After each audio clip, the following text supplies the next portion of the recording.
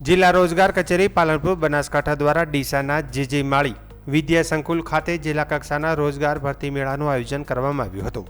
ગુજરાત સરકારના વન અને પર્યાવરણ, ક્લાઇમેટ ચેન્જ તથા વાહન વ્યવહાર રાજ્યમંત્રી પ્રવીણભાઈ માળીના અધ્યક્ષસ્થાને યોજાયેલા ભરતી મેળામાં 40થી વધુ નોકરીદાતા સંસ્થાઓએ ભાગ લીધો હતો અને 1700થી વધુ ખાલી જગ્યાઓ માટે ભરતી પ્રક્રિયા હાથ ધરવામાં આવી હતી। મંત્રી પ્રવીણ માળીએ જણાવ્યું કે યુવાનોએ રોજગાર મેળા દ્વારા મળતી તકનો સંપૂર્ણ લાભ લેવો જોઈએ। કારકિર્દીની શરૂઆતમાં પડકારો આવવા સ્વાભાવિક છે, પરંતુ મહેનત, સકારાત્મક અભિગમ અને સતત શીખવાની ભાવના સાથે આગળ વધવાની સફળતા ચોક્કસ મળે છે। તેમણે કહ્યું કે કંપનીનો વિકાસ કર્મચારીના વિકાસ સાથે જોડાયેલો હોય છે, તેથી પોતાની કુશળતા સતત વધારવી જરૂરી છે। બનાસકાંઠાના યુવાનો પોતાની પ્રતિભાના આધારે દેશના કોઈપણ ખૂણે સફળતા મેળવી શકે છે, તેવો વિશ્વાસ વ્યક્ત કરતા તેમણે રોજગાર મેળાને યુવાનોના ઉજ્જવળ ભવિષ્યનું મંચ ગણાવ્યું હતું।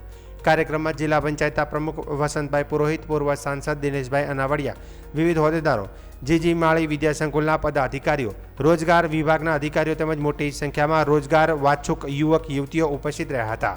ભરતી મેળા દરમિયાન યુવાનોએ વિવિધ કંપનીઓમાં ઇન્ટરવ્યૂ આપી રોજગારી મેળવવા માટે નોંધણી કરાવી। આ આયોજનથી બનાસકાંઠાના યુવાનોને સ્થાનિક સ્તરે રોજગારી મેળવવાની મહત્વપૂર્ણ તક પણ મળી હતી।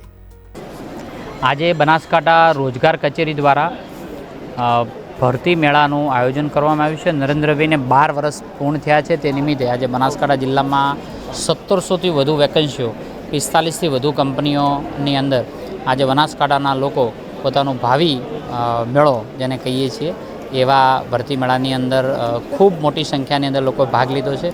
આજે વિવિધ ક્ષેત્રમાંથી આવેલા લોકો પોતાનો બાયોડેટા આપી અને કંપનીઓ પોતાના સ્કિલ મુજબ, એમની જરૂરિયાત મુજબ આજે નોકરીદાતાઓ નોકરી આપશે।